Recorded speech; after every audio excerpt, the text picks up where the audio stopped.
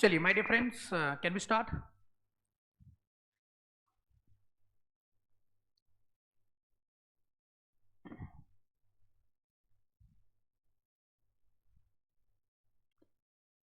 चलिए तो फ्रेंड्स हम लोग चैप्टर नंबर 3 को पढ़ रहे थे, इजंट इट। और चैप्टर 3 के अंदर हमने पहला कॉन्सेप्ट कौन सा पढ़ा? दैट इज द स्वॉट एनालिसिस। सही बात है, एक बार रिवाइज करें सब लोग। सब लोग मेरे साथ है। तो हमने पहला कॉन्सेप्ट पढ़ा स्वॉट एनालिसिस। स्वॉट के अंदर हमने क्या पढ़ा कि कोई भी बिजनेस होता है जिसको कोई भी डिसीजन लेना है उसके पहले वो स्वॉट एनालिसिस जरूर इस्तेमाल करेगा। ये वाइडली यूज टूल है और इसके अंदर हमको बहुत सारे रिकमेंडेशन या स्ट्रैटेजीज पता चल सकते हैं। अब स्वॉट हमको बताता है कि आपके स्ट्रेंथ्स क्या है, वीकनेस क्या है, अपॉर्चुनिटीज क्या है, थ्रेट क्या है। दो इंटरनल बातें हैं, दो एक्सटर्नल बातें। इंटरनल कौन सी है? स्ट्रेंथ और वीकनेस, और एक्सटर्नल है आपकी opportunities and threat. If I talk about inherent capability तो वो क्या है? Strength. If I talk about inherent weakness या लिमिटेशन जिसको हम लोग कहते हैं वीकनेस। अगर मैं बोलता हूँ पॉजिटिव एट्रीब्यूट्स है मार्केट में तो वो अपॉर्चुनिटी है, और मार्केट में नेगेटिव एट्रीब्यूट्स है तो उसको हम लोग कहते हैं क्या? थ्रेट्स। उसके लिए हमने मैकडॉनल्ड्स का एग्जांपल दिया हुआ था। उसके बाद हमने पढ़ा माइकल पोर्टर का जेनेरिक स्ट्रेटेजी। ये 5 फोर्सेस मॉडल से अलग है। माइकल पोर्टर का जेनेरिक स्ट्रेटेजी कहता है कि आप मार्केट के अंदर बस दो ही तरीके से जी सकते हो, या दो ही तरीके से आप अपने बिजनेस को सक्सेसफुल बना सकते हो। एक तो आप कॉस्ट लीडर बनो, या फिर आप डिफरेंशिएटेड प्रोडक्ट लेके आओ। What is cost leader? आप अगर प्राइस सेंसिटिव मार्केट में अपने कॉस्ट के हिसाब से मार्केट में अपने बिजनेस को चला रहे हो तो उसको बोलते हैं कॉस्ट लीडर। और अगर आप कॉस्ट को छोड़ करके अपने प्रोडक्ट को कुछ ऐसा बना रहे हो कि मार्केट में सब लोग आपकी प्रोडक्ट खरीदी कर रहे हैं, जहां पे लोग प्राइस सेंसिटिव नहीं है, तो उसको बोलते हैं डिफरेंशिएशन। अब कॉस्ट लीडर के अंदर मीनिंग पड़ा था कि जहां पे आप लो कॉस्ट को एम कर रहे हो एट दी ब्रॉड मार्केट, तो उसको बोलते हैं कॉस्ट लीडर। इसके अंदर आप कैसे कर सकते हो उसको? आप कॉस्ट रिडक्शन कर सकते हो in case of procurement, production, economies of scale वगैरह। कैसे अचीव किया जा सकता है? By optimum utilising of the resources, economies of scale, cost saving and standardisation of product. Advantages, ये एडवांटेजेस है। डिसएडवांटेज क्या है? कि लॉन्ग रन में सुटेबल नहीं है। आप अचीव कर सकते हो जब आपके सेल्स हाई है। Cost reduction can affect the long run because marketing के अंदर कम खर्चा करोगे, एडवर्टाइजमेंट कम खर्चा करोगे, रॉ मटेरियल आप सस्ता वाला लोगे, तो लॉन्ग रन में ये आपको अफेक्ट करने वाला है। लास्ट वन, टेक्नोलॉजी एडवांसमेंट जो है वो आपके लिए बड़ा थ्रेट है। ये हो गया आपका कॉस्ट लीडर। दूसरा स्ट्रेटेजी है डिफरेंशिएशन, जिसका हमने एग्जांपल देखा था किसका? डोमिनोज या अमेजॉन प्राइम। याद है आपको 30 मिनट में पिज्जा आएगा तो फ्री देगा। तो पिज्जा तो सब बेचते हैं, लेकिन ये डिफरेंशिएट कर रहे हैं अपने आप को किसी और से। तो यहाँ पे प्राइस पे वॉर नहीं चल रहा है, यहाँ पे डिफरेंशिएशन पे वॉर चल रहा है। तो मीनिंग क्या है? अगेन आप ब्रॉड मार्केट को एम कर रहे हो। आप कौन सा प्रोडक्ट इशू कर रहे हो? सब लोग मेरे साथ है ना? आप कौन सा प्रोडक्ट इशू कर रहे हो? यूनिक प्रोडक्ट इशू कर रहे हो। सही बात है। कॉस्ट लीडर में आप लो कॉस्ट को टारगेट कर रहे थे, यहां पे आप यूनिक प्रोडक्ट को क्या कर रहे हो? टारगेट कर रहे हो। सही बात है। क्या कहा मैंने?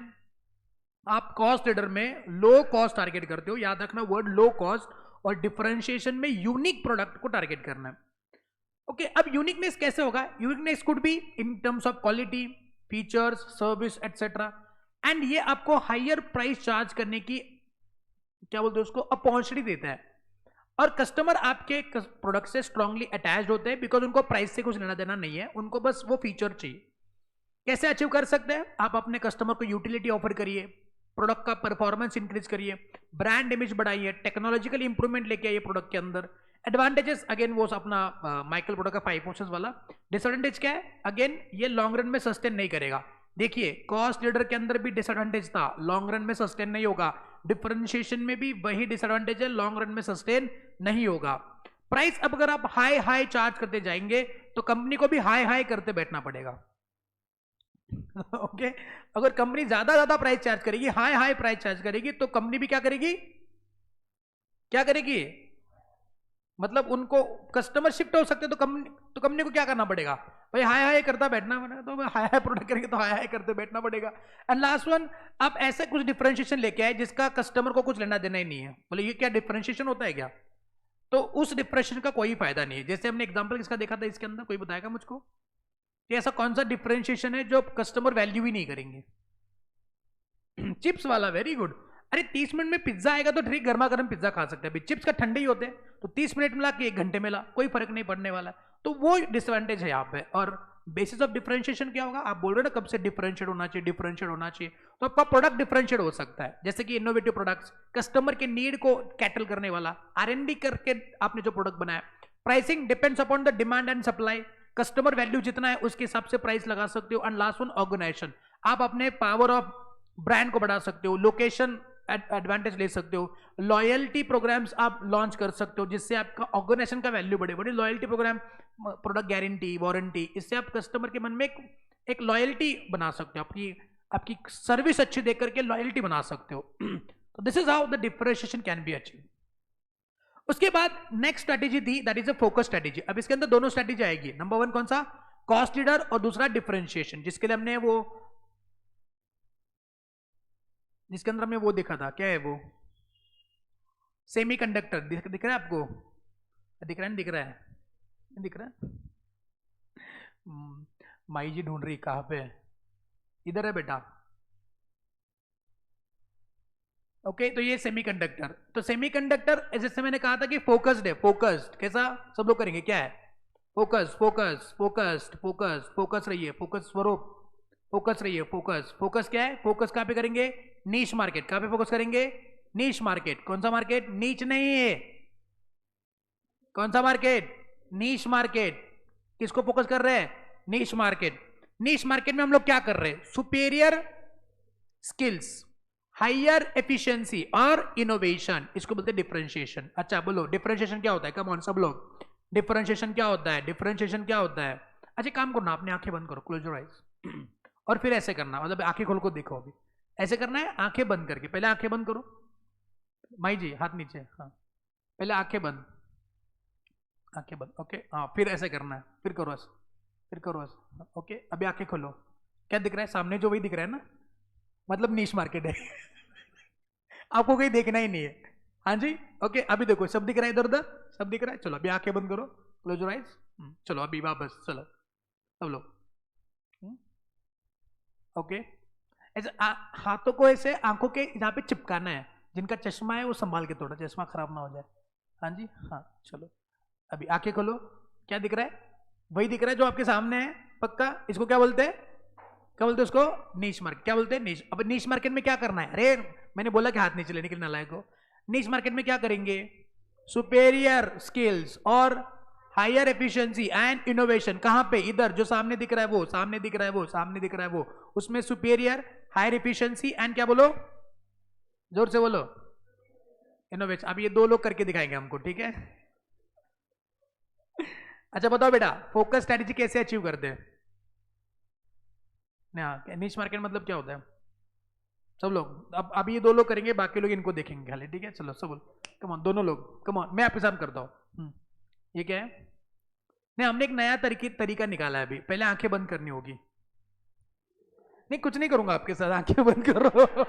डर रहे कि कुछ आंखें बंद करो, close your eyes, close your eyes. अभी अभी अभी हाथ ऊपर, मतलब आंखों के बाजू में ऐसे, ओके।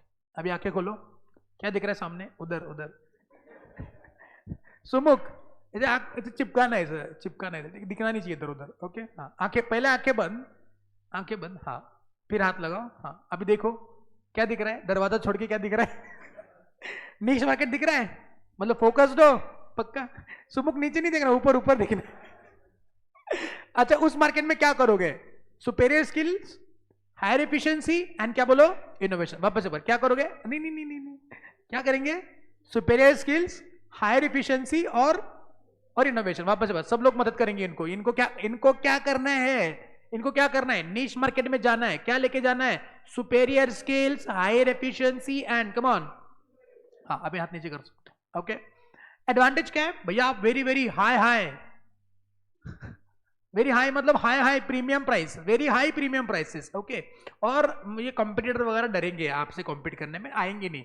और डिसएडवांटेज क्या है, क्या आप ऐसे देख रहे हो तो बाकी तो देखा ही नहीं आपने कुछ, किसी और को देखते तो और भी मिल जाता, मतलब ये मार्केट है ना, आपने तो उसको ही देखा हुआ है, किसी और को देखा ही नहीं आपने।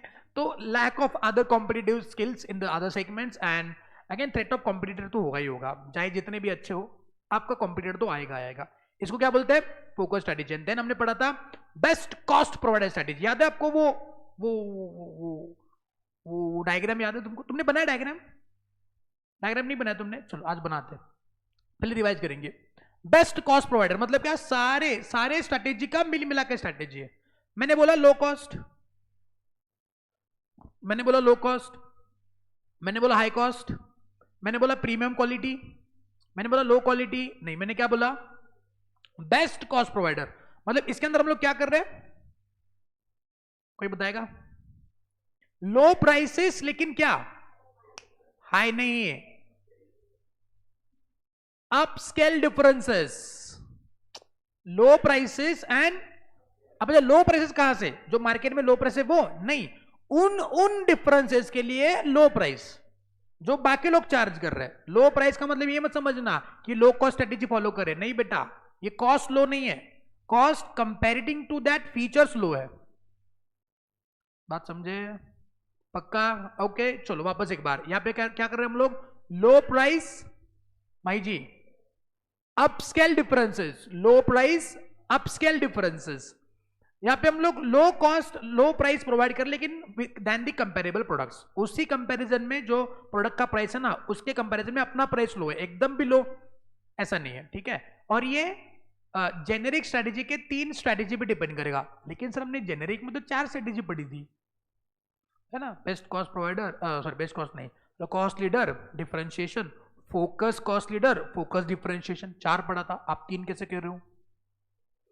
फोकस एक ही पकड़ो आप, ओके, फोकस को 2 नहीं एक ही पकड़ना है, आई बात समझ में? तो तीनों स्ट्रैटेजीज का एक निचोड़ है बेस्ट कॉस्ट प्रोवाइडर। कैसे अचीव करेंगे इसको? सेम सेम है ना, सेम, एक तो प्राइस सेम नहीं तो फीचर सेम, एक तो प्राइस सेम नहीं तो फीचर, अच्छा प्राइस सेम है तो आप उसके अंदर क्या दोगे, हाई फीचर दोगे, और अगर आपके फीचर सेम है तो आप क्या प्रोवाइड करोगे, लो price. This is how you can achieve it. An example क्या है इसके, वन प्लस, ओप्पो, वाईवो नहीं वीवो। ओके चलो एक काम करेंगे, अभी वो वाला डायग्राम बनाओ, डायग्राम वो नहीं, वो 4 क्वाड्रेंट होंगे, उसके बीच में से बराबर राउंड होगा, उसको बेस्ट कॉस्ट प्रोवाइडर बोलेंगे, वो वाला बना लो, शांति से बना लो, शांति से, कोई घाई गड़बड़ नहीं।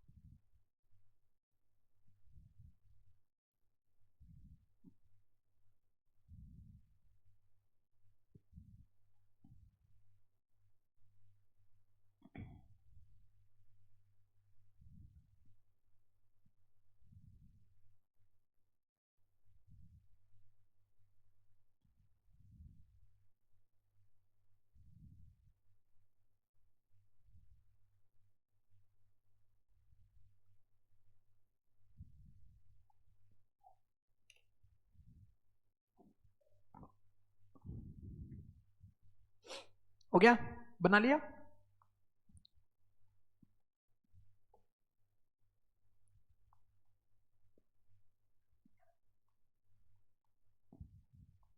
लेडीज लोग को रंगोली नहीं निकालनी है।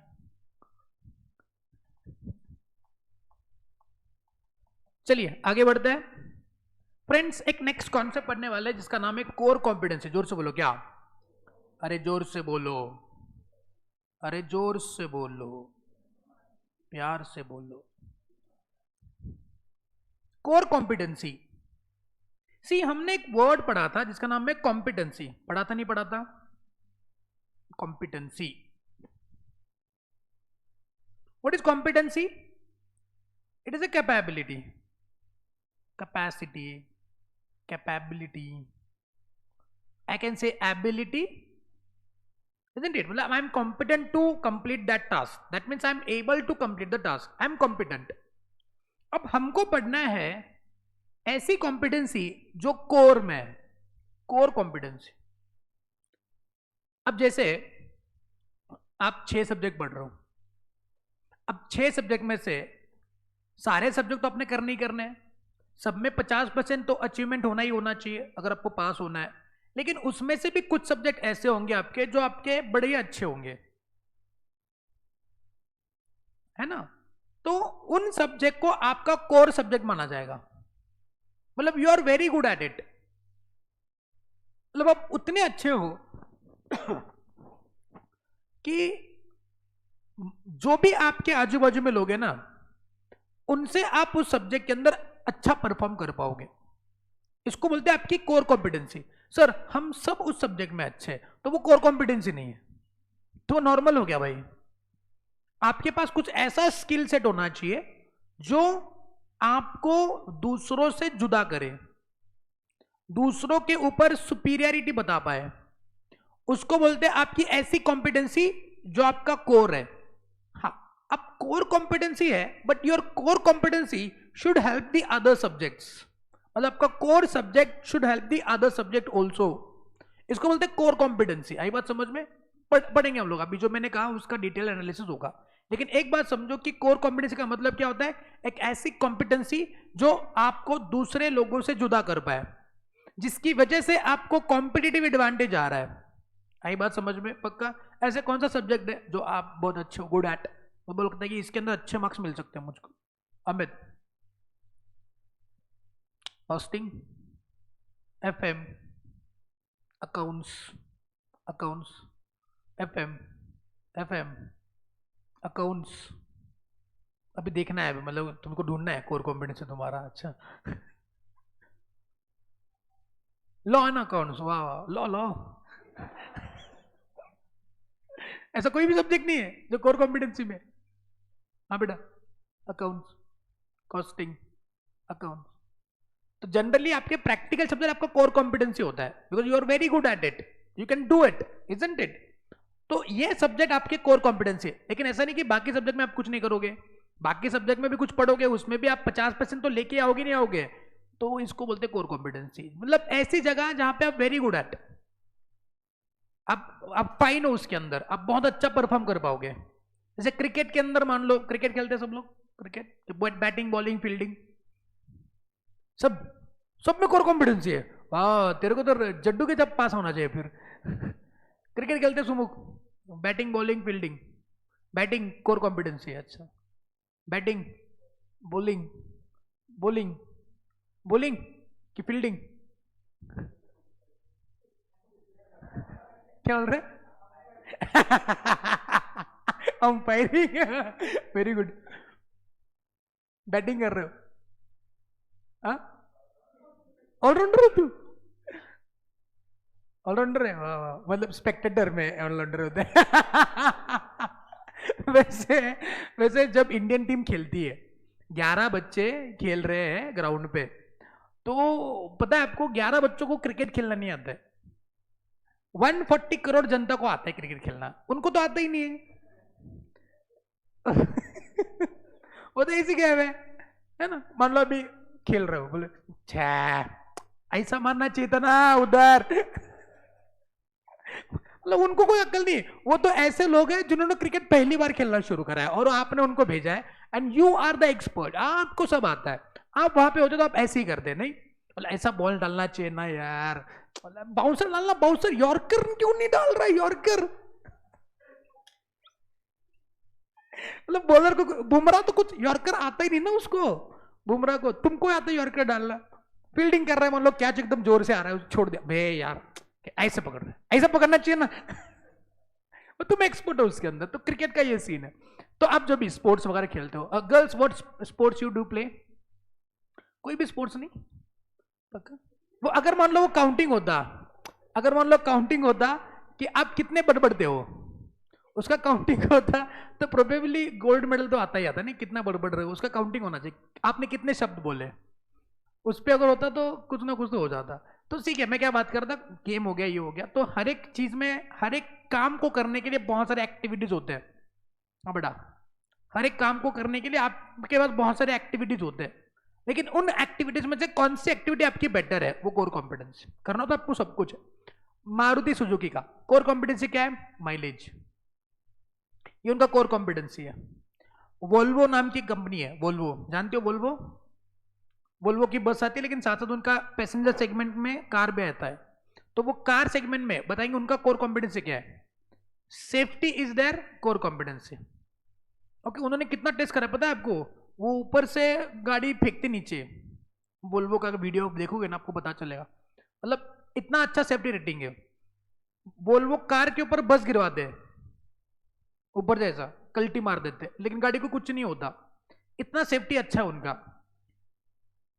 अभी लेटेस्ट मैंने एक वीडियो देखा स्कॉर्पियो का, नया स्कॉर्पियो है पता है, स्कॉर्पियो एन, नया पुराना स्कॉर्पियो, अभी नया स्कॉर्पियो आ गया, स्कॉर्पियो एन नाम का। स्कॉर्पियो गाड़ी तो पता है ना लेडीज लोग, आपके लिए तो आपको कुछ पता ही नहीं होता है, मैं एग्जांपल देते जाता हूँ। स्कॉर्पियो नाम का गाड़ी है, नया लॉन्च हुआ है, वो जो है 20-25 लाख का कीमत होगा उसका। उसको उन्होंने ऑस्ट्रेलिया के सेफ्टी रेटिंग को मेजर करने के लिए भेज दिया। एक एनकैप होता है, एनकैप नाम का, एनकैप, एनकैप मतलब इंडियन एनकैप होता है, ग्लोबल एनकैप होता है, ऑस्ट्रेलियन एनकैप होता है। इट इज अ स्टैंडर्ड कि आपकी गाड़ी कितनी सेफ है। तो आई गेस इंडिया में स्कॉर्पियो को 3 स्टार मिले हैं, कुछ 3.5 स्टार मिला है। 5 स्टार में से कितने स्टार आते हैं उस पर आपकी गाड़ी कितनी सेफ है मानी जाती है। वो क्या कहते हैं, क्रैश करवाते गाड़ी, गाड़ी में कोई बैठा नहीं है, ऐसी गाड़ी को क्रैश करवाते, ठोक देते। उसके बाद कितना इम्पैक्ट आया है, कहाँ कहाँ पे गाड़ी ठुकी है, अंदर जो क्या बोलते हैं उसको स्टैचू होता है, वो कैसे ऐसे ओबड़ दोबड़ हो चुके इधर उधर, उसके बेस पे उनका रेटिंग डिफाइन होता है। अब इंडिया में जिस गाड़ी को 3 स्टार रेटिंग आया है, ऑस्ट्रेलियन एनकैप के हिसाब से उसको रेटिंग आया 0, मतलब ये अपना सेफ्टी रेटिंग है। मारुति होगा तो माइनस में ही जाएगा बोलेंगे कि इस गाड़ी को हम लोग टेस्ट के लिए लेंगे नहीं माइनस, डायरेक्ट माइनस। तो मैं क्या बात करूं कि जहां पे लोग 0 रेटिंग स्टार रेटिंग लेके आते हैं, वहां पे ये वोल्वो वाले 5 स्टार रेटिंग लेके आते हैं। मतलब वो उनका, वोल्वो की गाड़ी आपको अच्छी नहीं दिखेगी, मतलब उनका डिजाइनिंग अच्छा नहीं है, लेकिन उनका सेफ्टी अच्छा है, तो वो उनका कोर कॉम्पिटेंसी। मारुति की गाड़ी माइलेज और उनका डिजाइनिंग, ये उनका कोर कॉम्पिटेंसी है। बाकी सेफ्टी वगैरह वो अंधश्रद्धा मानते हैं सारे लोग। गाड़ी चलने के लिए ये 2 चीजें इंपॉर्टेंट है। आई बात समझ में, कोर कॉम्पिटेंसी की बात समझे, कोर कॉम्पिटेंसी की बात समझे। भाई क्रिकेट खेल रहे हैं, मान लो कौन है, रविंद्र जडेजा मान लो। ओके, तो रविंद्र जडेजा दिमाग में आने के बाद आपको पहले क्या दिखता है, रविंद्र जडेजा में ये है, Ravindra Jadeja batting bowling fielding, तो उसका कोर कॉम्पिटेंसी है।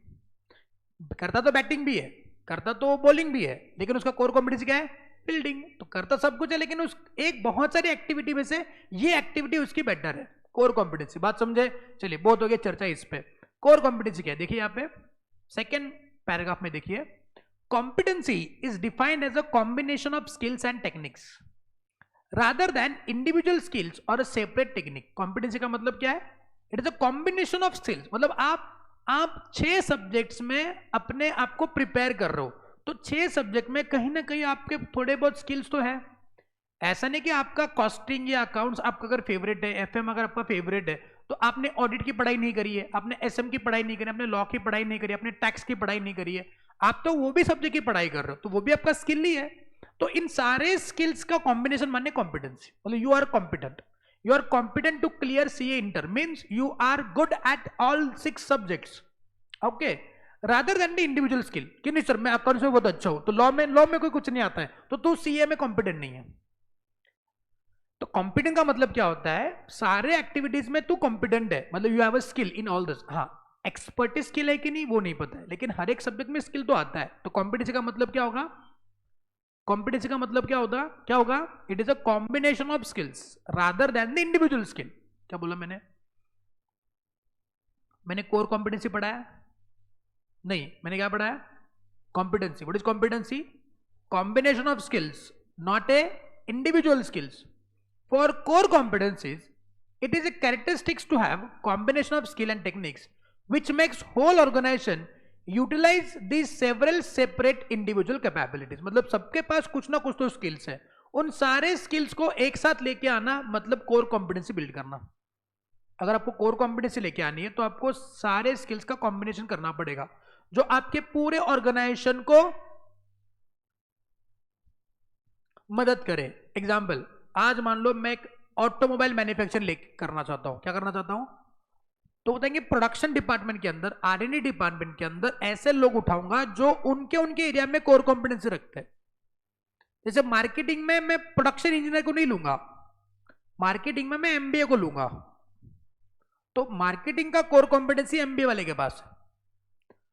मैन्युफैक्चरिंग में मैं ऑटोमोबाइल इंजीनियर को लूंगा जो बहुत तगड़ा है, जो बहुत अच्छा काम करता है, या फिर जो जिसका नॉलेज बहुत ज्यादा है उसको लूंगा. अकाउंटिंग डिपार्टमेंट के हेड में चार्टर्ड अकाउंटेंट रखूंगा, उसका उसमें एक्सपर्टीज है. अब ये इंडिविजुअल स्किल्स जो है हर एक लोगों के, उनको कंबाइन करूंगा तो मेरी कंपनी को कोर कॉम्पिटेंसी मिलेगा. बिकॉज हर एक बंदा अपने अपने एरिया में कॉम्पिटेंट है. आई बात समझ में. I'm not talking about the individual person. I'm talking about the people who are working in the organization. Cricket team में सारे बैट्समैन भरूंगा, जीतेंगे क्या? सारे बॉलर, सारे फील्डर नहीं, कुछ कोर बैट्समैन होंगे, कुछ कोर बॉलर होंगे और कुछ अतीश और इनके जैसे होते ना ऑलराउंडर होते हैं, मतलब जिनको कुछ नहीं आता है. ऑलराउंडर का यही एक अच्छी बात है ना, उनको बैटिंग के लिए भेजो, नहीं खेला, बोले वो तो ऑलराउंडर है, बॉलिंग कर लेगा. उनको बॉलिंग दिया, बॉलिंग में पीटते हैं उनको, बोलते नहीं वो तो ऑलराउंडर है, फील्डिंग कर लेगा. और उसको फील्डिंग करने के लिए भेजो, कैच छोड़ रहा है, बोले ऑलराउंडर है ना, अगले मैच में कुछ ना कुछ तो कर ही लेगा. उनसे कोई एक्सपेक्टेशंस नहीं है. जो कोर बैट्समैन होते हैं उनसे एक्सपेक्टेशन है कि ये बैटिंग करेगा. जो कोर बॉलर है बोले कि ये विकेट लेगा. ऑलराउंडर से क्या एक्सपेक्टेशन है, कुछ नहीं, इन लोगों को मदद करेगा. मतलब वैसे कुछ नहीं करेगा. जो मैनेजर होते हैं उनको कुछ नहीं आता है. सही बोला. जो मैनेजर होते हैं उनको कुछ नहीं आता है, एक्चुअली काम वर्कर करते हैं. मैनेजर बस क्या करते हैं, डांटता है. तो मैनेजर को कुछ नहीं आता है. वैसे ये ऑलराउंडर होते हैं ना, तो होने चाहिए लेकिन वो भी. तो हर एक टीम में बैट्समैन, बॉलर, ऑलराउंडर, फुटबॉल जो खेलते वो जानते हैं, स्ट्राइकर, क्या और क्या बोलते हैं, डिफेंडर होते हैं, डिफेंडर ही होते हैं ना. हाँ, डिफेंडर, स्ट्राइकर, और क्या होते हैं, हाँ वो भी होते हैं, सब लोग होते हैं. सब मिलके टीम बनाएंगे, हर एक का कोर कॉम्पिटेंसी. तो व्हाट इज कॉम्पिटेंसी, वापस एक बार एग्जाम में लिखना पड़ेगा. What is competency, combination of skills and techniques rather then the individual. अगर हम मुझको कोर कॉम्पिटेंसी अचीव करनी है तो मैं क्या करूंगा, इन सारे इंडिविजुअल स्किल सेट्स को कंबाइन करूंगा सो दैट मेरी ऑर्गेनाइजेशन को कोर कॉम्पिटेंसी मिले, ना कि किसी इंडिविजुअल को. Therefore, core competency cannot be built on one capacity or a single technological know-how. Instead, it has to be the integration of many resources. The optimal way to define core competency is to consider it as a sum of 5-15 areas of developed expertise. मतलब 5-15 मतलब क्या, 5-15 बोलते हैं ना हम लोग, वैसे लिखा उन्होंने कि बहुत सारे एरियाज के एक्सपर्ट लोग एक साथ आएंगे तो हमको कोर कॉम्पिटेंसी मिल जाएगी. अब बहुत सारे लोगों ने इसको डिफाइन करा हुआ है, लेकिन 2 लोग हैं, इनका नाम याद रखना है, बिकॉज सवाल इनके नाम से आता है. CK Prahalad and Gary Hamel. बच्चे इनका नाम भूल जाते हैं over the period of time, और एग्जाम में सवाल आता है कि what are the core competencies as per professor CK Prahalad and Gary Hamel. तो बच्चों को याद भी नहीं आता है। उसको कोर कॉम्पिटेंसी पता है, उसको ये भी पता है, लेकिन उसको ये नहीं पता है, तो बच्चा सर के नाम से बॉम्ब मारना शुरू करता है, बोले सर ने सिखाया नहीं। अगली बार मैं इधर क्लास नहीं लगाऊंगा और किसी और को लगाने भी नहीं दूंगा। बोले सर तो कुछ ही नहीं सिखाते। मैंने सर ने बोला था नाम याद रखो, सर का नाम भूल जाओ, लेकिन इनका नाम याद रखो। क्या नाम है इनका? CK Prahalad and Gary Hamel. जोर से बोलो क्या? CK Prahalad and Gary Hamel. CK Prahalad and, वो कहते हैं कि कोर कॉम्पिटेंसी 3 एरियाज में होती है। 2 लोग बताते हैं कि कोर कॉम्पिटेंसी 3 जगह पे होगी। 2 लोग मिलके ये कहते हैं कोर कॉम्पिटेंसी 3 एरिया में होगी। 2 लोग कहते हैं कोर कॉम्पिटेंसी 3 एरिया में होगी। 2 लोग कहते हैं कोर कॉम्पिटेंसी 3 एरिया में होगी। 2 लोग कहते हैं कोर कॉम्पिटेंसी 3 एरिया में होगी। अच्छा एक बात बताओ ना, वो वैल्यू चेन एनालिसिस में कितने एक्टिविटी होते हैं? 3, 4, 5। तो वैल्यू चेन एनालिसिस में कितने एक्टिविटीज होते हैं? Primary and support. वैसे कोर कॉम्पिटेंसी कितने एरिया में होती है? 3 एरिया में होती है। किसने कहा ये? CK Prahalad and Gary Hamel. CK Prahalad and, वो बोलो CK प्रहलाद। अच्छा एक बात बताओ ना, अगर मान लो मैं उसका एग्जांपल लेता हूं, किसका?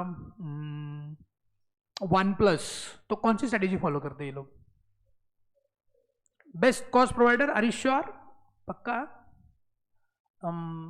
मैकडोनल्ड्स,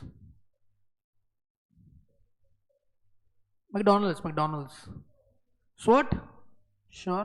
पक्का? ग्रेट। कोर कॉम्पिटेंसी क्या होता है? It's a combination of individual skills and techniques putting together. What is competency? Again वही है, combination of skill techniques rather than individual. और उन इंडिविजुअल्स को एक साथ लेके आएंगे तो मेरे को कोर कॉम्पिटेंसी आएगी। और कोर कॉम्पिटेंसी 3 एरिया में होती है। किसने बताया? CK Prahalad and Gary Hamel. Core competency 3 area में आती है, ये 2 लोगों ने कहा। 2 लोग कहते हैं कोर कॉम्पिटेंसी 3 एरिया में होती है। 2 लोग कहते हैं कोर कॉम्पिटेंसी 3 एरिया में होती है। 2 लोग कहते हैं कोर कॉम्पिटेंसी 3 एरिया में होती है। 2 लोग कहते हैं कोर कॉम्पिटेंसी 3 एरिया में आती है। 2 लोग कहते हैं कोर कॉम्पिटेंसी 3 एरिया में आती है। 2 लोग कौन है? CK प्रहलाद एंड हम बोलते ना हमेशा 4 चौक काय म्हणतील। घर वाले नहीं बोलते ऐसे कि आपने कुछ करने की सोची, बोले 4 चौक काय म्हणतील, तो उनको बोलना ते 4 चौघांची नावं जरा सांगा, म्हणजे कोण काय म्हणते जरा 4, त्यांना भेटून विचारा ना काय म्हणणार आहे तुम्ही याच्यावर। ऐसा नहीं करना घर पे। नाही तो बोलतो की मेरा नाव आमचे मोहित सर म्हणतात तसं काय 4 चौघांची नावं लिहून द्या म्हणे।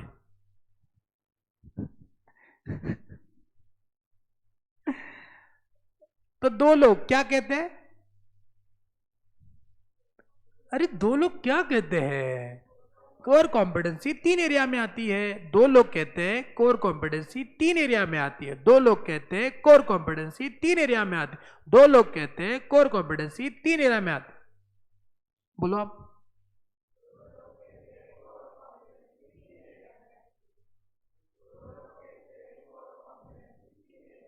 अच्छा 3 एरिया कौन कौन से है? पहला कॉम्पिटिटर डिफरेंशिएशन। सर इसको पहले मैंने कहीं देखा है। हाँ वही है, कोई अलग बात नहीं है, वही है। सर फिर क्यों पढ़ा रहे? वही वही मैंने थोड़ी ना पढ़ा है, इंस्टीट्यूट ने बोला। मैं तो मीडिएटर हूं, जो ऐसे बताएगा वो मैं आपको बताऊंगा। मैंने नहीं कहा पढ़ेंगे तो सेम, अलग अलग लोगों के नजरिए से। दूसरा बोलो क्या? जोर से बोला सर। इसको भी मैंने पहले कही। लड़कों के लिए खास तौर पे ये डायलॉग बहुत फेमस है। लगता है मैंने आपको पहले कहीं देखा है। इधर इधर देखो, किसी और को नहीं बोलो, इधर। तो पहले 2 पॉइंट तो आपने ऑलरेडी देखे हुए। नंबर 1 क्या? जोर से बोला।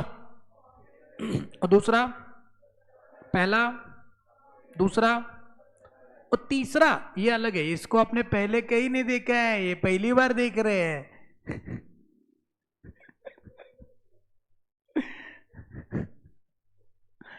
ओके, तो दो लोग कहते हैं कोर कॉम्पिटेंसी 3 एरिया में आती है, उसमें से 2 आपने ऑलरेडी देखे और तीसरा आप पहली बार देख रहे हो, नया है ये है।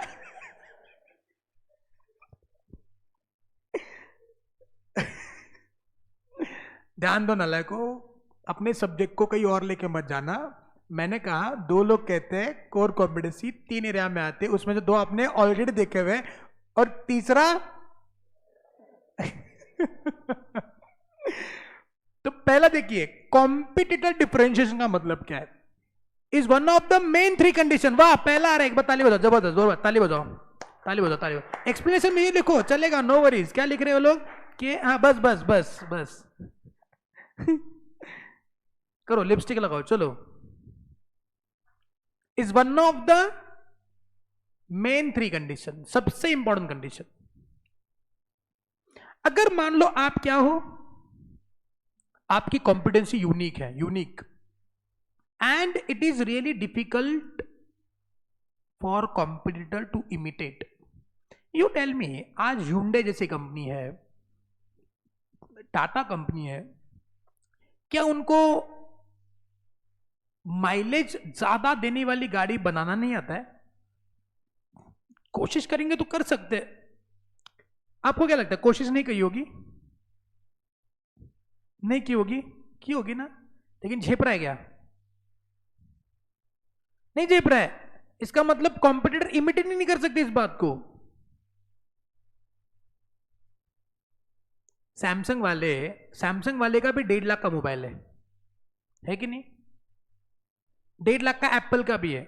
मैंने आपको मान लो 1.5 लाख रुपए दिए, मानो, तो क्लास छूटने के बाद आ जाएंगे, सर वो कुछ कहा था अपने क्लास में। मान लो मैंने आपको 1.5 लाख रुपए दिए और कहा जाओ मोबाइल लेके आओ, कौन सा लेके आएंगे? ऑब्वियस है, 1.5 लाख का सैमसंग भी है, एप्पल क्यों लिया आपने? भाई वो भारी है सर, उससे भारी है सर। इसका मतलब सैमसंग वाला भी 1.5 लाख में मोबाइल बनाता है। He tried to imitate the Apple but fails. मतलब वेरी डिफिकल्ट टू इमिटेट, याद रखना। कॉम्पिटिटिव डिफरेंशिएट का मतलब क्या होता है?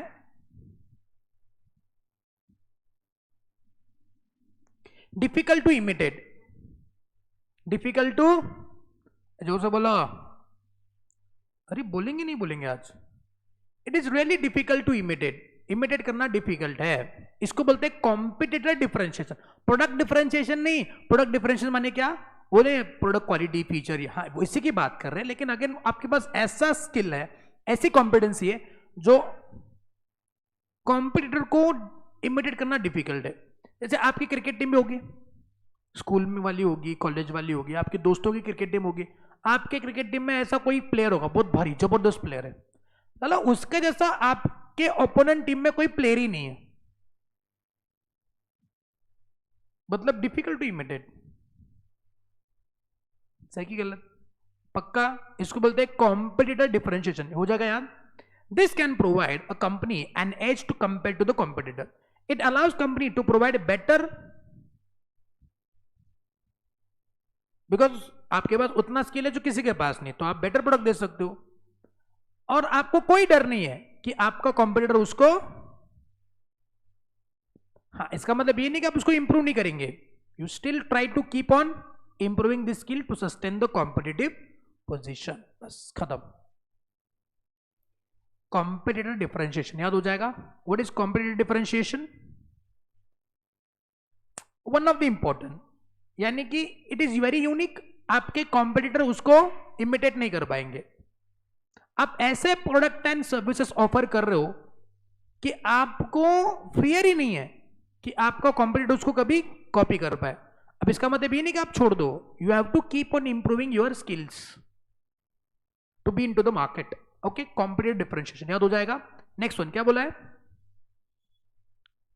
अब इसका एग्जांपल देखो क्या देगा कॉम्पिटिटिव डिफरेंशिएशन का। It is quite difficult to imitate the patented innovation like Tesla, because Tesla का इलेक्ट्रिक कार्स में अपना माहौल है, उनके ऐसा इलेक्ट्रिक कार कोई बना ही नहीं सकता। इसलिए वर्ल्ड में टेस्ला इलेक्ट्रिकल बड़ी फेमस। नेक्स्ट वन, अच्छा टेस्ला पता है ना आपको? टेस्ला कौन है? टेस्ला कौन है? कार है। टेस्ला क्या है? टेस्ला क्या है बेटा? कार है। टेस्ला क्या है? टेस्ला क्या है बेटा? कंपनी का नाम है। टेस्ला निकोलस टेस्ला नाम के साइंटिस्ट थे।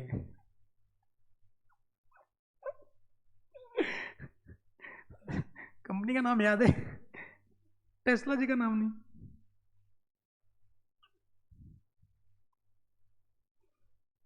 ये है वो साइंटिस्ट। सर इन्होंने क्या करा हुआ है? Nikola Tesla was Serbian American inventor, electric engineer, mechanical engineer and futurist. Is the best known for his contribution to the design of the modern alternating current electricity supply system. मतलब आज जो हम लोग यहाँ पे ये इलेक्ट्रिसिटी देख रहे हो, ये इनकी वजह से। प्रणाम करिए इनको, बहुत बड़े आदमी है।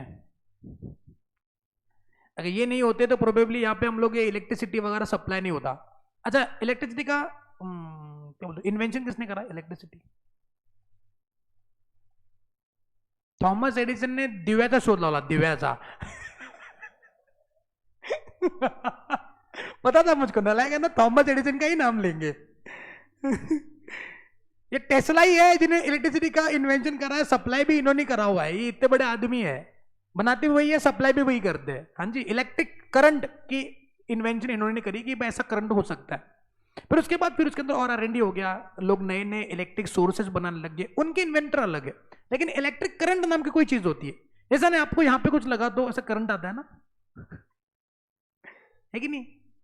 लगता है तो वो करंट है ना। तो वैसे ही उन्होंने करंट की जांच करा, वैसे नहीं करा, किसी और तरीके से करा होगा, लेकिन फिर भी। आपको पता है आइंस्टाइन, अभी साइंटिस्ट के नाम निकले तो आइंस्टाइन की बात कर दे। आइंस्टाइन का ब्रेन एनालाइज किया लोगों ने, you know the story, Einstein का ब्रेन। और आपके ब्रेन में ऐसे बहुत सारे मोड होते, कर्व्स होते, कर्व्स, ऐसे ऐसे ऐसे कर्व्स होते।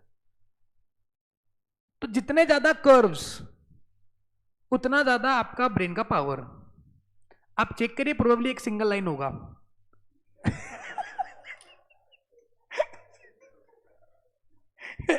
MRI करवाइए।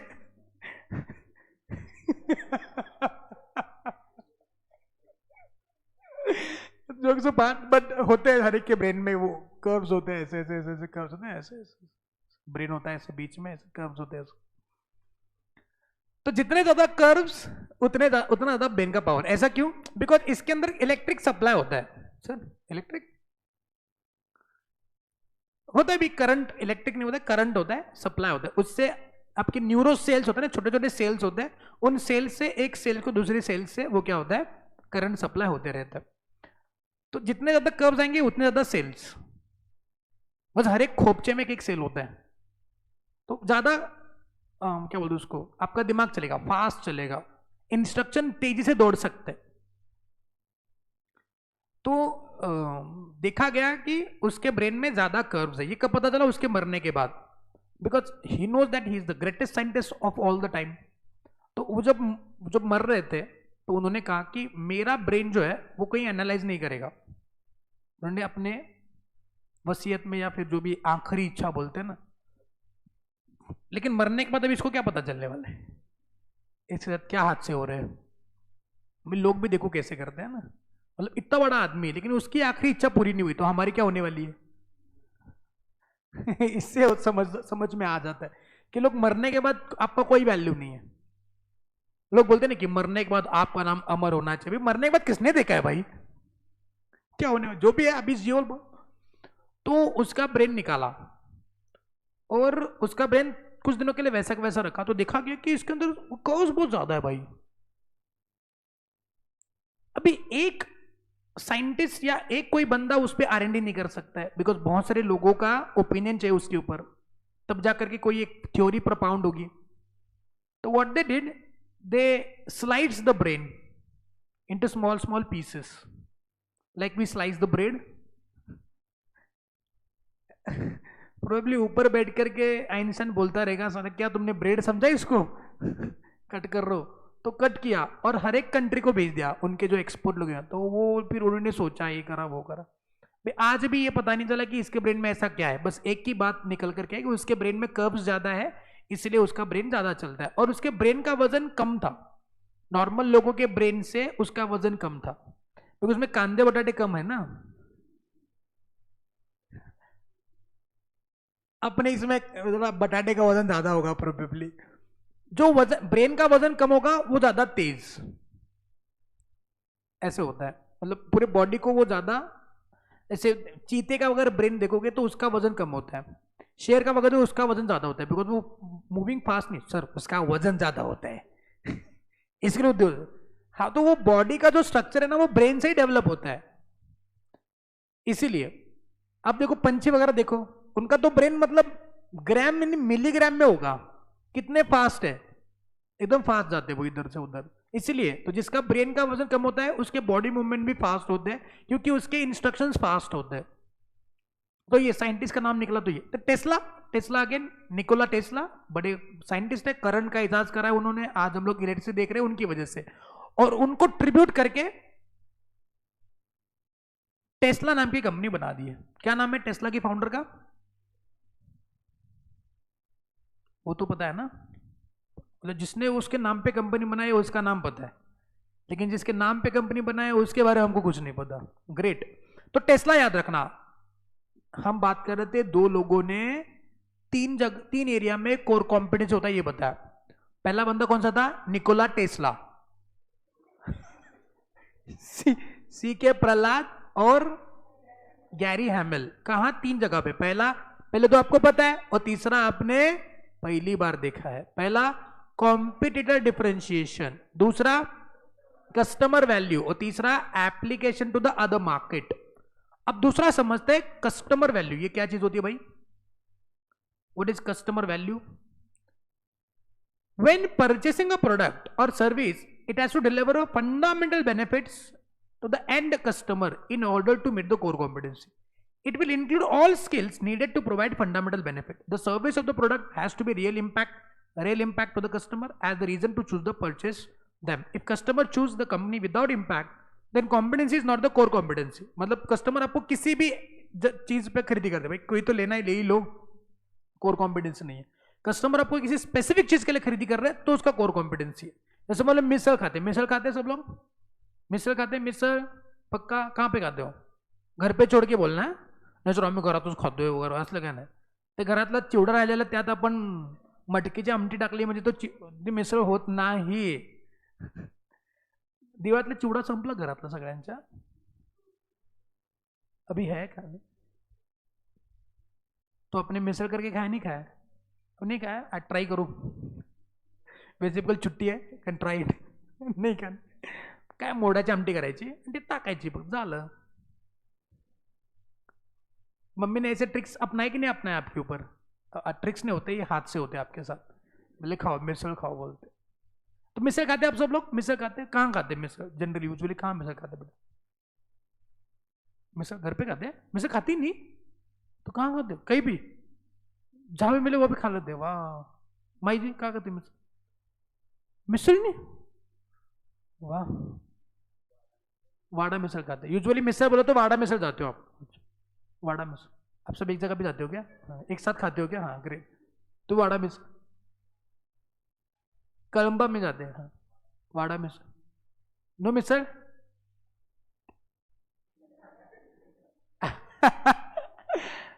तू कवटे मांकाच है क्या तू, तेरा गांव कौन सा है भाई, हाँ गांव का नाम क्या है,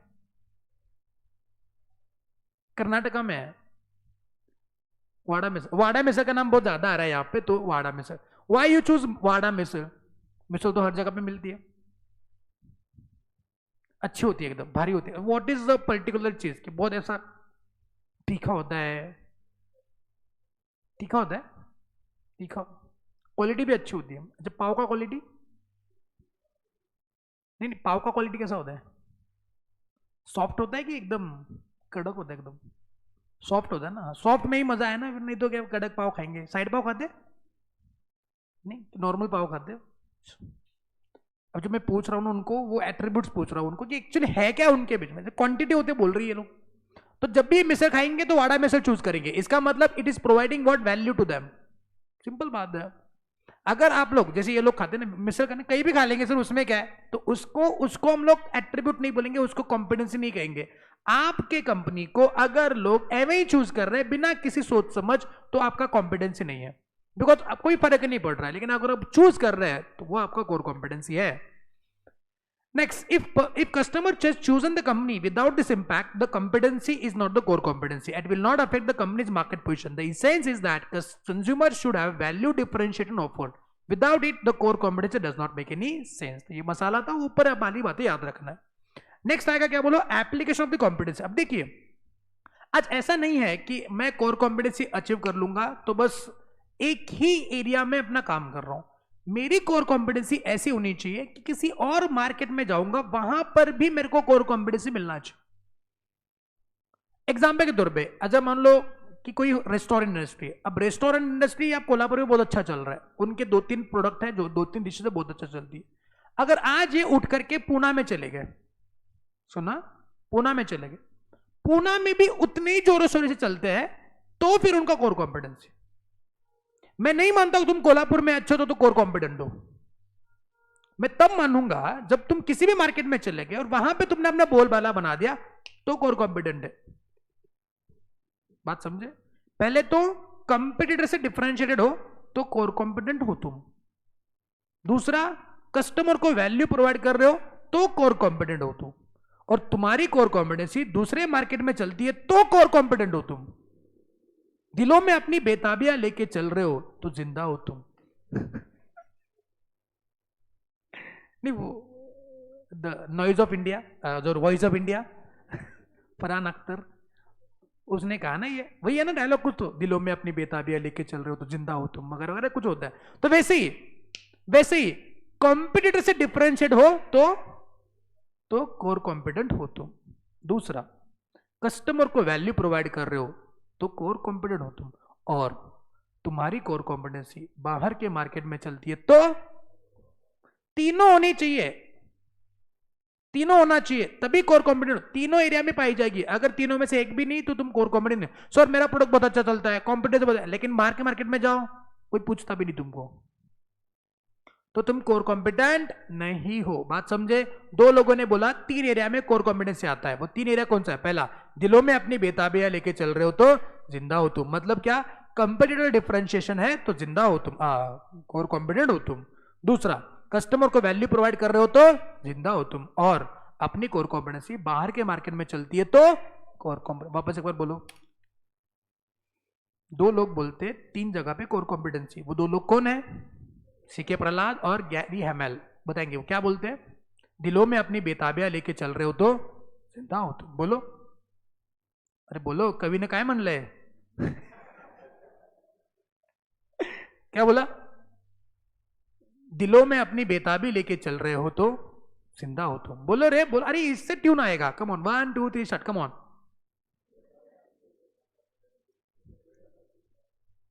तुमको वो वॉइस ओवर आर्टिस्ट बनाना चाहिए कभी तो। हाँ, वीडियो सबके लिए रेडी होता है। हाँ जी, बोलो। क्या? दिलों में अपनी बेताबियां लेके चल रहे हो तो कौन बोलेगा? पूरा बोलो। 1 2 3 स्टार्ट। Come on. तो जिंदा हो तुम। मी नाव घ्यायला सांगितलेलं नाही तुम्हाला, मी तुम्हाला एक डायलॉग बोलायला सांगितलंय। नाव घ्यायला सांगितलं सगळं लाजा आहे। आम्ही नाही जा। अरे क्या चल रहा है? नाही ना, भाजीत भाजी मेथीची एकच नाव सगळ्यांच्याकडे। नहीं, वापस एक बार। Come on. 1 2 3 स्टार्ट। डायलॉग बोलेंगे। Come on. 1 2 3 start. Come on. कुछ लोग ऐसे, हाँ तेज क्या म्हणाला, तेज ते।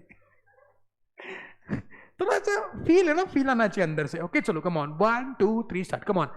दिलों में अपनी बेताबियां लेके चल रहे हो तो जिंदा हो। कॉम्पिटिटर से डिफरेंशिएशन है तो जिंदा हो तुम, मतलब कोर कॉम्पिटेंट हो तुम।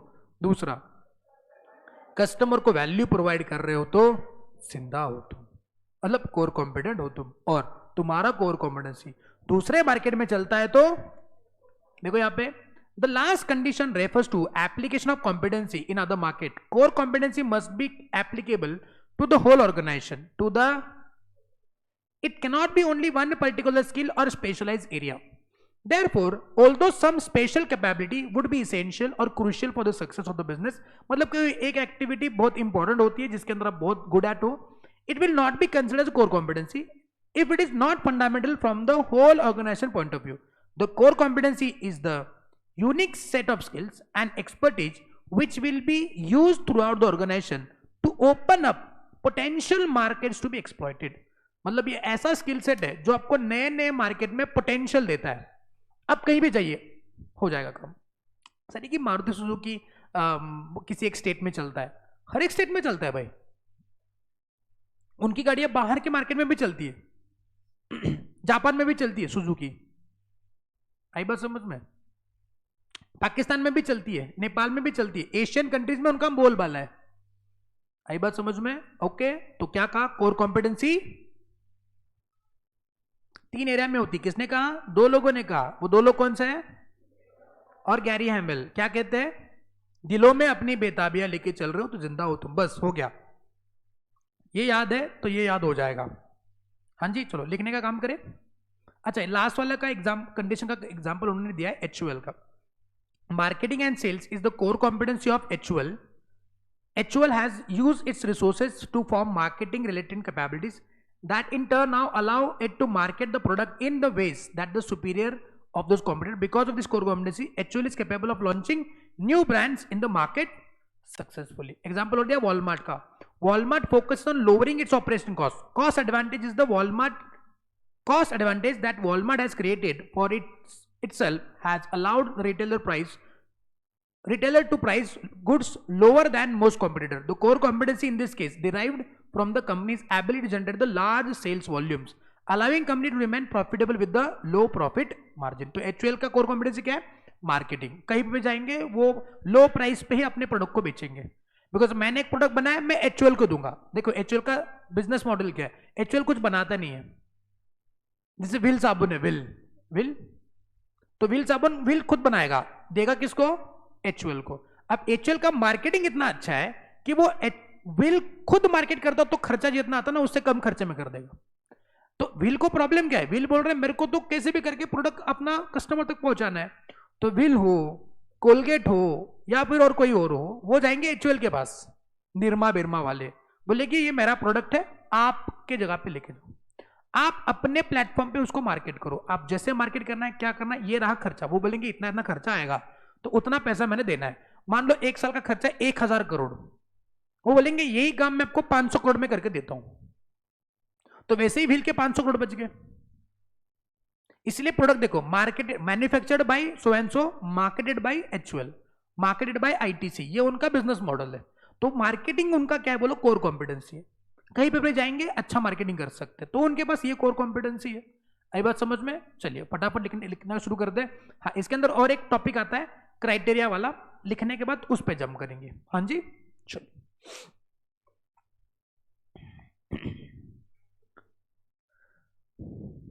गाना सुनेंगे.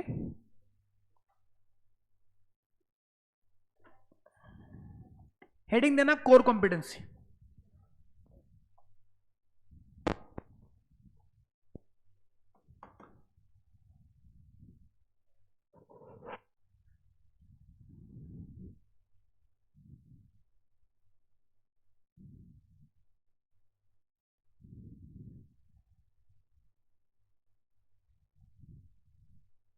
ये गाना मैंने सुना नहीं है, सुने?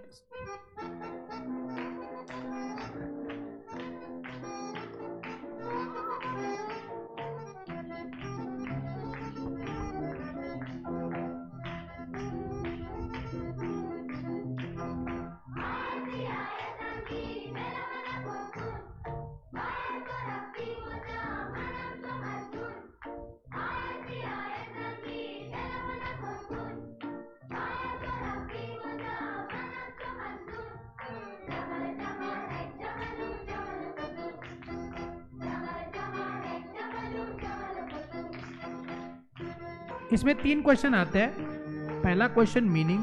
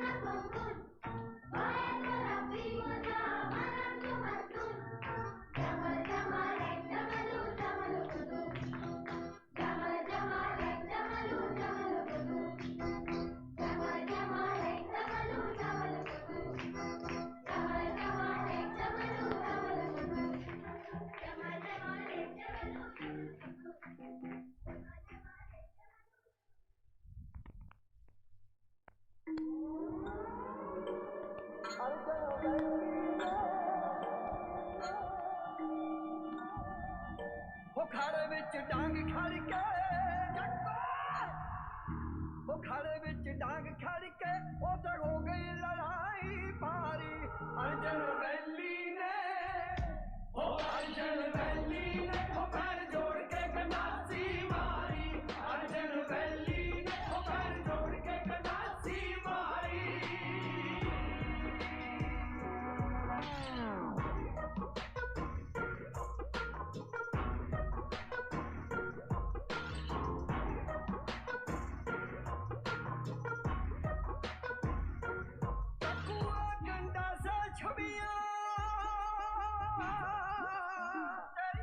टकुए गंदा से छवियां कहते खड़क पिया कर पाना मिठाना मांगू जट पेड़ दे ओ साना मांगू जट पेड़ दे सखी सुख नद से भगवाना। हरी हरी हो जाऊंगी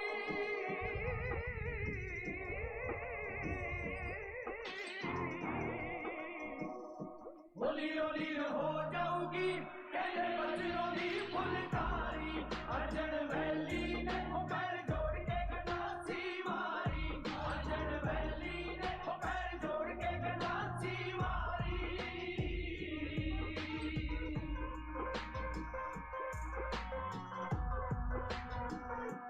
कुंडियां दा सिंह फस गए भी कोई नितरू बड़े में खानी।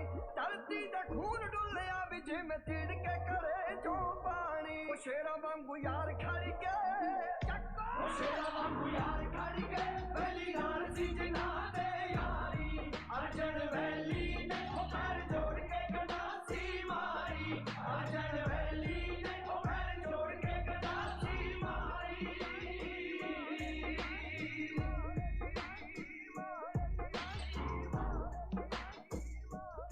चारे पासे रौला पै गया वो चारे पासे रौला पै गया जदों मारिया गंडासा हथ जोड़ के। वो जदों मारिया गंडासा हथ जोड़ के वो चारे पासे रौला पै गया जदों मारिया गंडासा हथ जोड़ के। धूल दे तराले चलदे थल्ले सुट्टे हथों नू मरोड़ के। शेर जी दा रोब जटदा शेर जी दा रोब जटदा भी थल्ले रखदा पुलिस सरकारी। अर्जन वैली ने ओ पैर जोड़ के गंडासी मारी। अर्जन वैली ने ओ पैर जोड़ के गंडासी मारी।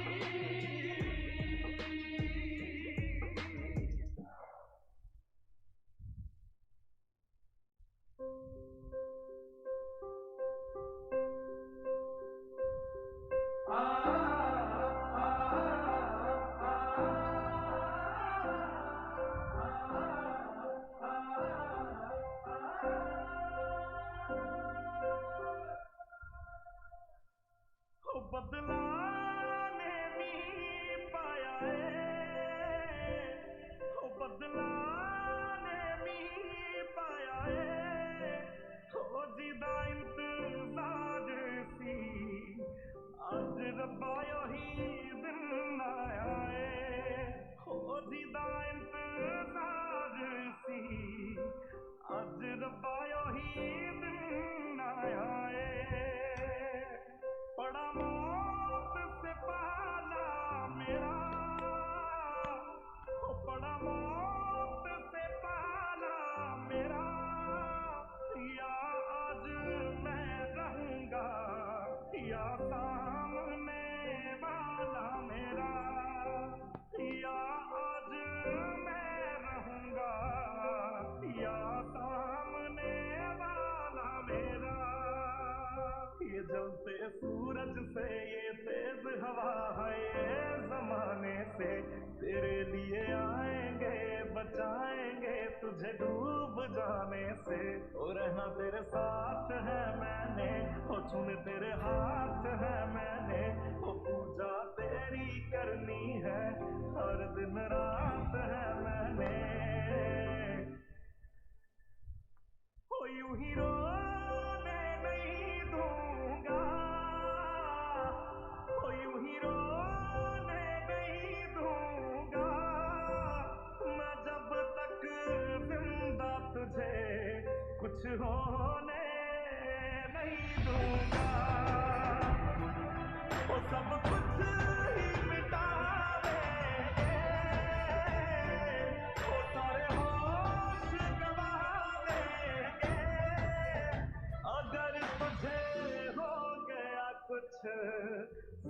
दुनिया जला देंगे अगर तुझे हो गया कुछ सारी दुनिया जला देंगे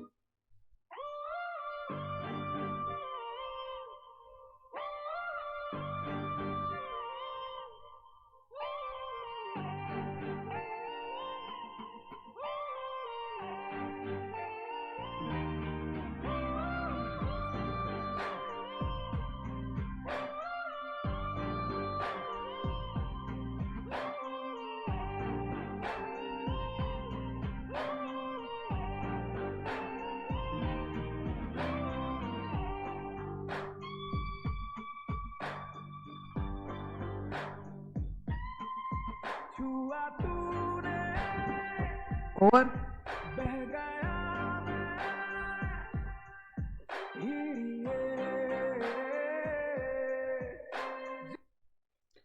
चलिए आगे बढ़ते हैं।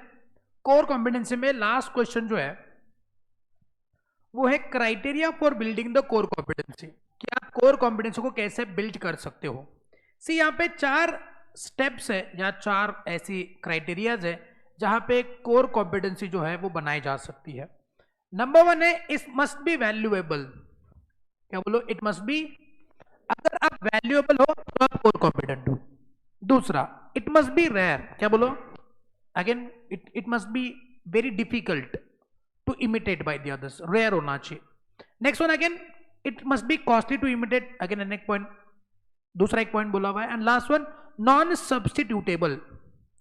चार क्राइटेरिया याद रखना है। Number 1 it must be valuable, दूसरा इट मस्ट बी रेयर, तीसरा it must be costly to imitate and non substitutable. वापस एक बार, पहला कौन सा है? Valuable. What is valuable? Valuable capabilities are the ones that allows the firm to exploit the opportunities और avert the threats in the external environment. Okay, आपके पास ऐसी कैपेबिलिटी होनी चाहिए जो फर्म को अपॉर्चुनिटीज एक्सप्लॉइट करने में मदद करे और थ्रेट्स को कम करने में मदद करे। अपॉर्चुनिटीज और थ्रेट स्वॉट में देखा था ना हमने, तो जो भी अपॉर्चुनिटीज है वो मैं ग्रैब कर सकता हूं, ऐसी कैपेबिलिटी मेरे पास होनी चाहिए। मार्केट में जो चेंज हो रहा है उसमें उसके लिए मैं रेडी हूं, ऐसा कोर कॉम्पिटेंसी होना चाहिए, valuable. A firm created value for the customers by effectively using capabilities to exploit opportunities. Finance companies built a valuable competency in financial services. In addition to make such competency as a financial business highly successful, requiring placing the right people at the right job. मतलब ये होता है, इसको बोलते हैं valuables. Human capital is important in creating the value for the customers. तो valuable का मतलब क्या? आपके पास human resource कितना valuable है, कितना expert है, और आप उनको सही जगह पे कैसे यूज कर सकते हो, इसको बोलते हैं वैल्यूएबल्स। वैल्यू क्रिएट करना so that you can grab the opportunities, avoid the threats. Example क्या होगा इसका? Human capital. अगर जितना अच्छा ह्यूमन कैपिटल होगा उतना अच्छा कोर कॉम्पिटिशन होगा। बट ऑब्वियसली बात है, जितना अच्छा उतना अच्छा है ना। जैसे इन्फोसिस में बीच में हुआ था कि नारायण मूर्ति जी ने इन्फोसिस से रिजाइन कर दिया कि मैं आज से चेयरमैन नहीं रहूंगा, तो उनके साथ लगभग सारे डायरेक्टर्स ने भी रिजाइन कर दिया कि आप नहीं तो हम नहीं। बीच में एचयूएल के CEO, I don't know, I forgot the name, HUL के सीईओ ने रिजाइन कर दिया। जैसे उन्होंने रिजाइन कर दिया, एचयूएल का शेयर मार्केट में 25% से गिर गया। बस मार्केट में न्यूज आ गई कि उनके सीईओ ने छोड़ दिया। इसको बोलते हैं वैल्यूएबल पीपल आपके कंपनी में होना, उनकी वजह से आपको कोर कॉम्पिटेंसी आएगी। वैसे हमको भी ऐसे बनना है फिर, ऐसे वैल्यूएबल बनो कि आप निकले तो कंपनी बंद। इतनी वैल्यू आपने क्रिएट करनी है कस्टमर्स के मन में, अगर वो नहीं तो कुछ नहीं। आई बात समझ में? तो उतनी कैपेबिलिटी आपने तैयार करी तो जाके आप वैल्यूएबल बनोगे। तो वैल्यूएबल का एग्जांपल क्या है? Human capital. याद हो जाएगा? ह्यूमन कैपिटल, उनकी वजह से वैल्यू तैयार होगी। ऐसा ह्यूमन कैपिटल आपके पास कि मार्केट में जो भी अपॉर्चुनिटी है आप ग्रैब कर पा रहे हो। थ्रेड्स को आप अवॉइड कर रहे हो, ऐसा ह्यूमन कैपिटल आपके पास। आई बात समझ में? तो वैल्यूएबल का एग्जांपल क्या होगा? Come on, human capital. कैसा ह्यूमन कैपिटल हो? अपॉर्चुनिटीज को कैटर करने में मदद करे, थ्रेड्स को अवॉइड करने में मदद करे। Okay, next one, it must be rare. क्या बोलो? अंग्रेज वाले लोग बोलते हैं ना उसको, रेयर नहीं बोलेंगे, रेयर। हमारे जैसे मराठी मीडियम के बच्चे क्या बोलेंगे? Rare. It is not rare, it is rare. क्या बोलेंगे? It must be rare. तो core competency, you know. It must be rare, you know. It must be what? Come on. It's a core competency. It must be. अच्छा, वो they pronounce K as a k. I don't know why. It's a core competency. क्या बोलेंगे उसको? Try तो करो ना like को।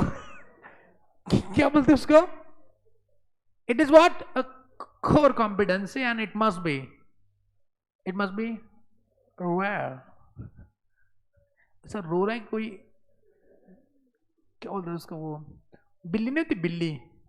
बिल्ली कैसे रोती है? It is sounding like that, it must be rare. Core competencies are very rare capabilities, very few competitors possess this. Capabilities possessed by many rivals are unlikely to be source of competitive advantage. जैसे मैंने कहा नहीं, सब लोग उस subject में अच्छे हैं, तो क्या घंटे का कोर कॉम्पिटेंसी है? सब उसमें अच्छे हैं। आप ऐसे सब्जेक्ट में अच्छे हो जाओ जो बाकी लोग नहीं, तो आपका वो कोर कॉम्पिटेंस बनेगा। Competitive advantage results only when the firm developed and exploit the valuable capability. जो हमने ऊपर देखा ना वैल्यूएबल, तो आपके पास ऐसे लोग होने चाहिए जो बड़ी क्या हो, आपके पास ऐसा वैल्यूएबल्स होने चाहिए जो बड़े, आपके पास ऐसे वैल्यूएबल्स होने चाहिए जो बड़े रेयर। क्या है? आपके पास ऐसे वैल्यूएबल होने चाहिए जो क्या है? बोलो, बड़े। What is valuable? Human capital, जो एक अपॉर्चुनिटीज, थ्रेड्स को क्या बोल रहे हैं उसको? बोलते अवॉइड करे, अपॉर्चुनिटीज को कैटर करे। और वो वैल्यूएबल कैसे होनी चाहिए? कैसे होनी चाहिए? मसाला बता रहा हूं मैं तुमको। वैल्यूएबल मतलब ह्यूमन कैपिटल, अपॉर्चुनिटी, थ्रेट। और रेयर का मतलब क्या है? वो वैल्यूएबल्स कैसे होनी चाहिए? कैसे होनी चाहिए? कैसे होनी चाहिए? रेयर। रेयर माने आपके कॉम्पिटिटर के पास वो नहीं है, वो रेयर है। हाँ जी। Next one, costly to imitate. बताओ, आज इंटेल जानते हो? इंटेल क्या बनाता है? प्रोसेसर बनाता है। आपके लैपटॉप में इधर दिखेगा कहीं, तो लेफ्ट हैंड है, राइट हैंड, इंटेल। अच्छा, यहीं पे क्यों लिखा जाता है? ये लैपटॉप में है ना, लैपटॉप उठा नहीं सकता मैं इसको, सुन दो। लैपटॉप ऐसा खोला आपने तो इधर ये इधर लिखा जाता है। इधर क्यों लिखते हैं? बीच में क्यों नहीं लिखते? सर बीच में माउस होता है ना। तो ऊपर स्क्रीन के नीचे लिख सकते इधर इंटेल। इधर ही क्यों लिखते? इधर क्यों लिखते हैं? बिकॉज वहां पे आपका प्रोसेसर होता है, बराबर उसके ऊपर लिखते हैं कि यहां पे है प्रोसेसर। स्टिकर है तो कहीं भी चिपका दो, ऐसा नहीं है। गाड़ी है ना, गाड़ी का लोगो सामने क्यों होता है? बराबर सामने, ग्रिल के सामने होता है। बाजू में क्यों नहीं लिखते? सर पीछे भी तो होता है। पीछे जोड़ो, आप आगे बात करो। आगे क्यों लगता है? लोगो बराबर सामने होता है। क्यों? वो बाजू में लिख सकते ना, इधर ऐसा, मतलब गाड़ी ऐसा सामने दिख रही है, बाजू में लिख सकते हैं। सर कैसा अजीब लगेगा ना, सर बीच में मस्त लगता है। वैसे ऊपर विंडशील्ड ग्लास के ऊपर भी लिख सकते थे, बराबर बीच में क्यों लिखते हैं? बिकॉज वो बराबर उसके पीछे गाड़ी का इंजन होता है, जिसने उस इंजन को बनाया होता है, वो ब्रांड है कि जिसने इंजन बनाया है, इसलिए सामने। सर पीछे क्यों लिखते हैं फिर?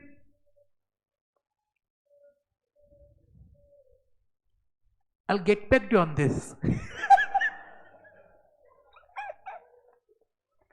अभी पीछे मार्केटिंग के लिए लिखते हैं ना भाई, सामने लिखने का पर्पज वही है, उसके बराबर पीछे इंजन है गाड़ी का, मतलब गाड़ी का दिल है। कुछ लोग दिल पे किसी का नाम लिखते हैं ना, वो देखा ना, वो कुछ बनाते हो क्या, टैटू बिटू बोलते हैं ना, बनाते भाई पागल लोग हैं। तो बराबर ये इंटेल जो है वो सामने लिखते हैं इधर, क्योंकि उसके नीचे क्या होता है, उसका प्रोसेसर होता है। हम लैपटॉप का ऐसे यूज करते हैं, ऐसे ऐसे बराबर उसके ऊपर। तुम्हारे दिमाग को दबाव कैसा लगेगा, इसलिए उधर यूज नहीं करने का। उसके बराबर नीचे आपका प्रोसेसर होता है, दिमाग होता है उसका, वो हार्डवेयर है, खराब हो सकता है। बोलते इंटेल का इतना आरएनडी कर चुके हैं वो लोग कि अभी बाकी लोगों को इमिटेट करना मुश्किल है। 90% कंप्यूटर्स में इंटेल का प्रोसेसर जाता है, ये उनका कोर कॉम्पिटेंसी है।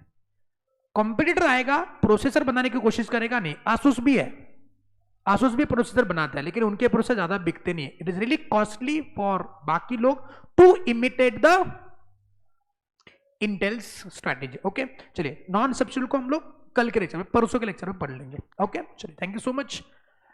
मिलते हैं अभी 16 तारीख को। Bye bye and have a nice day.